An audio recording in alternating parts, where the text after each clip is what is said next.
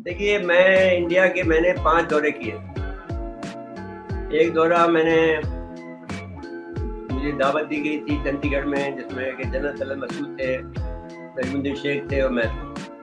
तो वो 2010 में फिर हमें बुलाया गया, जब हामिद अंसारी साहब नायब सदर थे, तो एक सेमिनार था बहुत बड़ा जिसमें टेररिज्म पे था। तो उन्होंने उस पर ये हमने खुर्शीद कुसरी ने मुझसे कहा कि भाई ये जो तुम इंफॉर्मेशन लाए हो, ये तुम आज मैं इसको दे दो कियानी को। तो मैंने कियानी दीजिए, ऐसा ही था। मैंने भाई मैं तो नहीं दूंगा, लेकिन आप देना चाहते हैं देते हैं, मैं आपको ये देके जा रहा हूँ।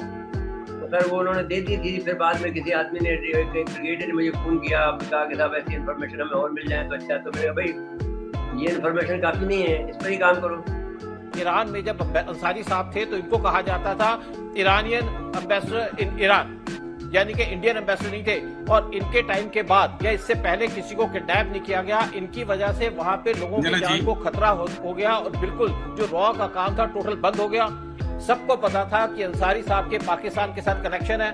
ईरान में जब पोस्टेड थे तो अंसारी साहब रेगुलरली विजिट करते थे पाकिस्तान, लेकिन उसकी रिपोर्टिंग उसको एमईए वाले पूछते नहीं थे, क्योंकि इनके पूरे कनेक्शन थे। और वहां पे सिर्फ अंसारी नहीं, बाकी भी कुछ लोग थे जो देश के खिलाफ काम कर रहे थे। पहले जिन लोगों ने हमारे चैनल को सब्सक्राइब नहीं किया है, करो ना भाई, क्यों नहीं कर रहे? देखिए, मैं इंडिया के मैंने 5 दौरे किए।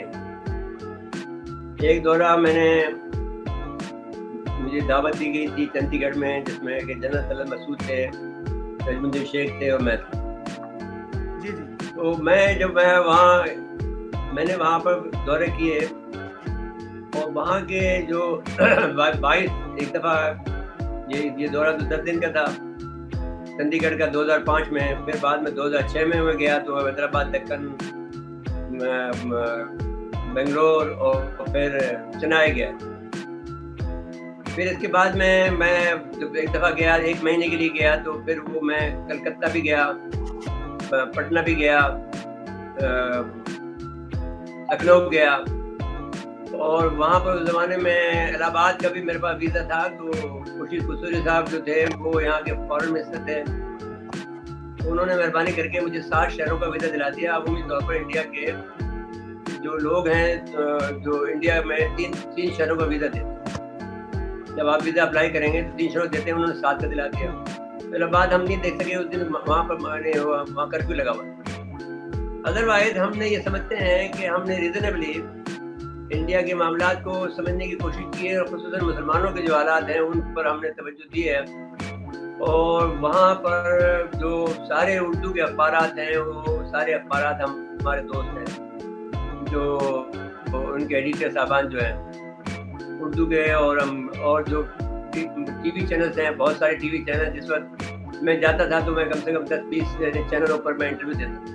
तो वो 2010 में फिर हमें बुलाया गया, जब हामिद अंसारी साहब नायब सदर थे, तो एक सेमिनार था बहुत बड़ा जिसमें टेररिज्म पे था। तो उन्होंने उस पर ये हमने, तो मैं इस समय कहता हूँ कि ये ठीक है आपकी बात कि हम भी बहुत एक्सपर्ट नहीं हैं, लेकिन हम चूँकि मुग़ल हैं, हमने वहाँ हुक्मरानी की है, और वो हम वहाँ के हालात को जानते हैं, और वहाँ की जो इंडिया के जो नफ्सियात है, उनका जो कल्चर है, उसको हम समझते हैं, उनकी वीकनेस को हम जानते हैं। अब मसला ये है कि पाकिस्तान में कोई आदमी ऐसा नहीं है कि उस हमारी जो पास जो एक्सपीरियंस है, या जो हमने वहाँ तजर्बा हासिल किया, उससे कोई इस्तिफादा हासिल करने को तैयार नहीं है। और वो जो बहुत ज़्यादा है। 2011 में मैं लास्ट गया था, जब वो दिल्ली में एक ज़फ़रुल इस्लाम साहब हैं, जो मिल्ली गज़ट निकालते हैं, वहाँ का अखबार अंग्रेज़ी में, उन्होंने हमें बुलाया था। तो फिर हम यहाँ से हम ले गए थे। तो अब मतलब ये है कि रीज़नेबली हम समझते हैं। तो अब बात ये है कि आपको जो काम करना है, तो उसका जो आपके यहाँ पाकिस्तान में क्या होता है, एक चीफ गया तो उसने जो सारा का सारा जो पुराने वाला चीफ काम करके गया था, उसको सबसे तौबा की और अपना नया प्रोग्राम शुरू कर दिया। इस तरह से एक DGI चला गया। खुर्शीद कुसरी ने मुझसे कहा कि भाई ये जो तुम इंफॉर्मेशन लाए हो, ये तुम इसको दे दो कियानी को। तो मैंने कियानी DGI था। मैंने भाई मैं तो नहीं दूंगा, लेकिन आप देना चाहते हैं देते हैं, मैं आपको ये देके जा रहा हूँ। अगर वो उन्होंने दे दी थी, फिर बाद में किसी आदमी ने, एक ब्रिगेडियर ने मुझे फ़ोन किया, कहा कि साहब ऐसी इन्फॉर्मेशन हमें और मिल जाए तो अच्छा। तो मैंने कहा भाई ये इन्फॉर्मेशन काफ़ी नहीं है, इस पर ही काम करो। तो इनका एक रिसर्च भी ज़रूर है, ये नहीं कह सकते कि आप ये लोग वहाँ के हालात को नहीं जानते हैं। हमारे जो आइंस्टाइन जो है वहाँ के सारे शहरों के बारे में इनके पास इंफॉर्मेशन है, उनकी जो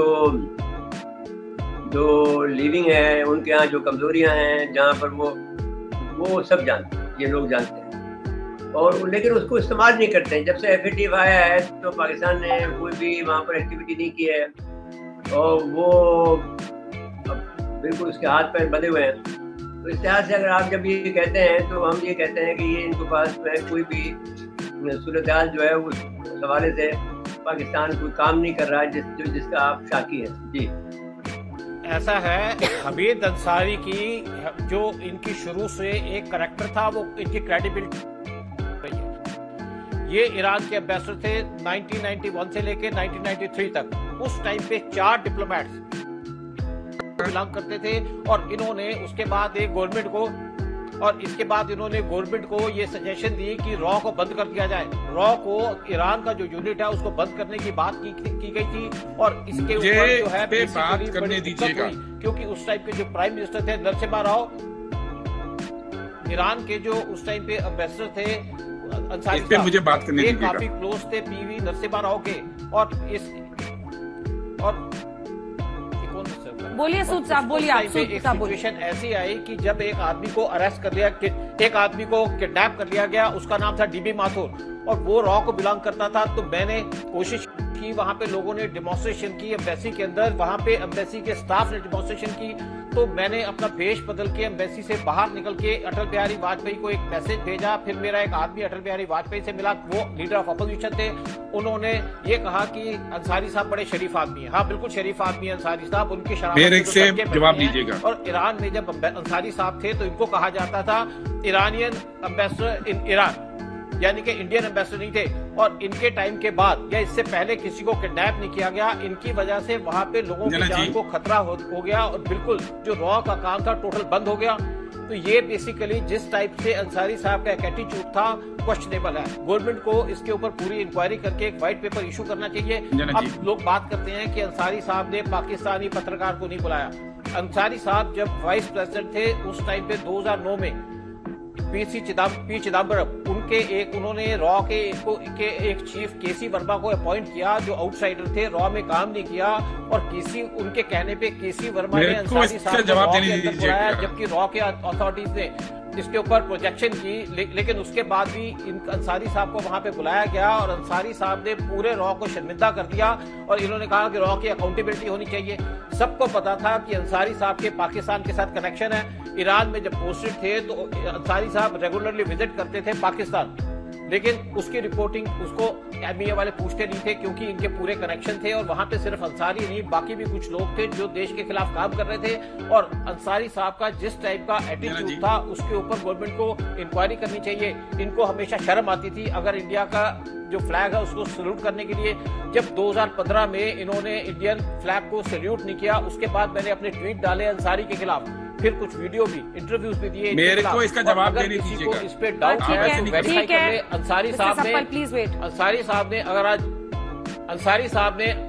साहब ने अगर इनको दिक्कत थी तो अंसारी साहब को मैं अभी जैसे डिनाई किया तो डिनाई कर दें कि इनके टाइम में ईरान के अंदर किसी को किडनैप नहीं किया गया।